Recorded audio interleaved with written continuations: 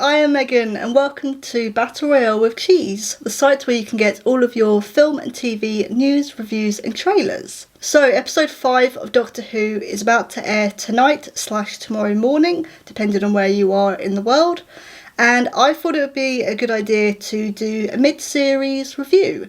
This is going to be an overall series, so if you haven't caught up with Doctor Who yet, don't worry. There's not going to be any spoilers. I'm just going to be doing my overall thoughts on the series so far, and to say just my overall thoughts per episode as well. Ever since Peter Capaldi's run, it does feel like the writing has suffered a little bit. There has been a bit of a poor quality in the writing, and while Peter Capaldi and even Jodie Whittaker have been fantastic as the Doctor, the writing has suffered and not really done them any favours, which has been a real shame. But with this new series comes a new Doctor and a new companion, with Kutigawa playing the new Doctor, who was introduced in the 3rd episode of the 60th anniversary, and Ruby Sunday, played by Millie Gibson. And I am very pleased to say that so far this series has been fantastic. It's been really, really good, and the writing has gotten better as well. Millie Gibson and Kutigawa they have just such a lovely presence, and they bounce off each other so well. And I think it also helps that the new Doctor, because of events that happened in the 60th anniversary when he was introduced, he's got a completely clean slate. He's much happier now because of events that happened in that one. Again, if you haven't caught up with the episodes, I'm not going to say, but it does really feel like a new clean slate, which means the Doctor, to a certain extent, is much more happier. He has a much more joyous personality and a much more love for his adventures and his travels that he goes on. And this, plus with Ruby Sunday's boisterous, energetic personality, is so delightful to watch. It's such a delight, and especially after a lot of emotional and darker episodes that we've had in the previous series, so even going back to Christopher Eccleston, it's such a delight, and it really feels like, in a positive way, Doctor Who's sort of turning over a new leaf. And yeah, it's just a joy to watch. And yeah, it really feels like Doctor Who does have a new clean slate, especially with Russell T Davies returning as the showrunner. It feels like, especially with the 1st episode, it feels like the series is retracing some steps that we may have seen in Eccleston's era, especially with the 1st episode where Ruby goes to a distant planet and phones her mum. Very, very similar to and very reminiscent of Rose in the 2nd episode, where she goes to the space station and calls her mum from there. And it is a very similar situation, but what it does is, since 2005, older fans have always told new fans that if you want to get into the new Doctor Who, you have to start right from the beginning, right from Christopher Eccleston's era. And not only does it clean a new slate for the Doctor himself, but it also means that actually new fans can come in and they don't need to watch nearly 20 years of a series to catch up and to know what's going on now. It really does feel like this is brand new, this is a start over, and in that, yes, we're going to see some similarities with scenes and with character interactions, because it's a new companion with a new Doctor, and everything is new for them. But for the new fans who are joining the show, this is something new for them. This is something that they haven't seen before, but they don't need to watch nearly 20 years worth of a show to catch up.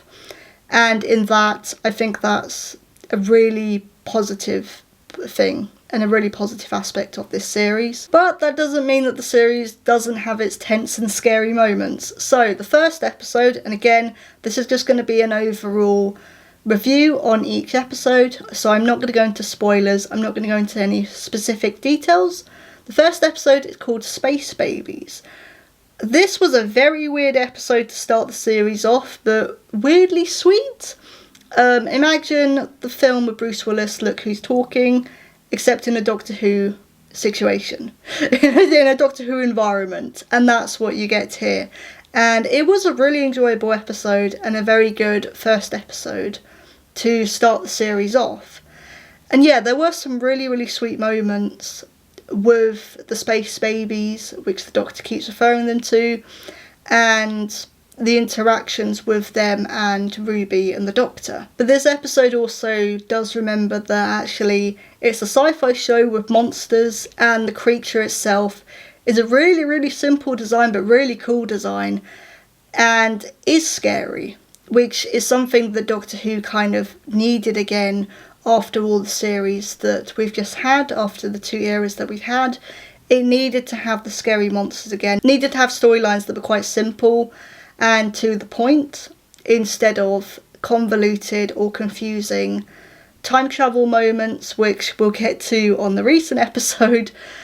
But it needed those sort of scary monsters again, and very simple monsters. But the monster also manages to bring in some humour when you find out what it actually is. The only thing I can say with this first episode is the ending felt a bit half-heartedly and a bit rushed. The resolution didn't really make a lot of sense when you took everything into account.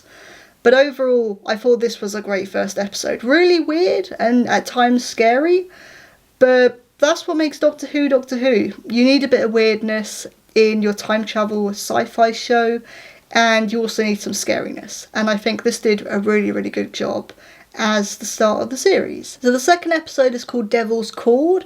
This was a really, really interesting episode and a really interesting villain actually. And this does continue the narrative that was in the last episode of the 60th anniversary, where the Toymaker is defeated and he tells the Doctor that his legions are coming for him. And this is a continuation in a way of that. This is the first one in that legion to come for him. And that villain is called Maestro, played by Jinx Monsoon, who is a former winner of RuPaul Drag Race. They are essentially the essence of music. They were a very, very interesting villain. And with that, you also had some really interesting visuals as well. The musical notes that they use as like a weapon or like their tool was such a cool and unique thing to see. I've never seen anything like that before.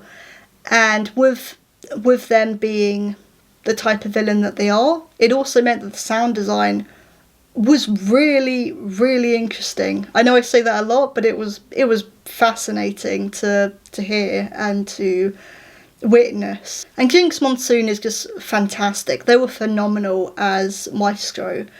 They just chewed up the scenery and owned the scenery the second they were on screen. There were a few moments where their performance was a little bit too over the top at times. Not very much, but just on 1 or 2 occasions. But their performance also made sense with them being the essence of music. The way that they spoke, the way that they moved was going to incorporate all these different styles of music. There's times where they're just talking and then suddenly they go into opera, which again makes sense. It's a different style of music and a different style of sound. So it was very, very cool to see that all incorporated into this one being. And it made for a very fascinating episode and very unique one for Doctor Who. Plus, while the first episode, the Doctor was deliberately forced to be scared because of the plot and the narrative that was driving, this is the first episode where we see him legitimately scared. Because he explains to Ruby at one point that his regeneration actually weakened him, so he feels like he can't fight this villain. But what that ends up meaning is that other people get involved to help defeat this villain. So it becomes sort of a message about teamwork and that the Doctor is not alone. A theme that was carried over from the 60th anniversary with Donna and David Tennant's Doctor is carried over into here. And it's just a really lovely message of you don't have to solve everything by yourself. The last 2 episodes so far, I don't really have too much to say on them. Episode 3 is called Boom, and so far this is actually my favourite episode of the series. Very simple premise. They go to a planet that's in the middle of a war. The Doctor immediately falls down into a ditch and accidentally steps on a landmine. If he takes his foot off, kaboom. And here's the episode. From that point, he has to work out what's going on and how to resolve what's happening on this planet. This was fantastic, and it used the idea of one location really, really well. It also gave Kutagawa the opportunity to have some more emotional, intense moments, more so than the second episode, because of the situation that he suddenly found himself in. And he's just fantastic. He's a fantastic actor, and this really, really shows off how good he is at playing the Doctor on all different ranges and all different spectrums of his personality and his reactions to the situation that's happening. And given the premise and given the fact that it is one location, the pacing is really, really good too, which can either make or break something like this, but it really, really works as they try and figure out how to resolve the situation, and then other characters come in and get involved, and it all goes from there. But yeah, the pacing was fantastic and handled the situation and the premise very, very well. This was a very, very well written episode. Episode 4 is called 73 Yards. I think this is the most divisive one out of all the episodes so far. A lot of people have either been really confused by this one, a lot of people have understood it and said it was quite simple. I am of the former. I don't have too much to say on this one. Again, I'm not going to say what this one's about, just because of what this episode is and what the conclusion of this episode is. I'm not going to say too much on this one, but this was definitely one where it tried to really stretch the boundaries of what time travel is, which is a really, really cool concept, but I don't think the finer details were decided in this episode, and it was really confusing because of logic that gets in the way with time travel and paradoxes and what that can mean. Also inconsistencies with what's been said in the previous episode. It just didn't really make a lot of sense. It was a good idea in writing and in theory and concept, but actually when you laid it out in an episode that went on for 45 to 47 minutes, it didn't really make much sense.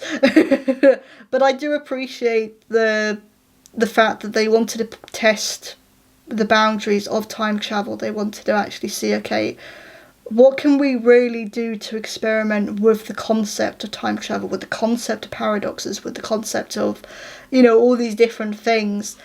And I can really appreciate that, even if I didn't understand what was really going on. But episode 5 will be out tonight in America and tonight early morning for the UK. And yeah, I'm really interested to know how the second half of the episode is going to go. I still have a couple of questions, which I think is good. It's good for the Doctor Who leaves you with a couple of questions. So, the 2 questions I have is, what is the creature or figure that left Ruby on the doorsteps of the church when she was a baby? That is still something that they're going back to. Plus, Ruby seems to have superpowers. So whenever Ruby either mentions the word snow or remembers something from her childhood, snow will start falling no matter where they are. I am very interested to know where that's going to go and why that is happening as well. But those are the questions that I have at the moment for the rest of the series, and I'm very, very interested to know where the second half of the series is going to go. But this was my mid-series review on Doctor Who. Really, really enjoying it so far, and I'm very interested to know where it's going to go for the second half of the series. But I was Megan, this was Battle Royale with Cheese. See you soon.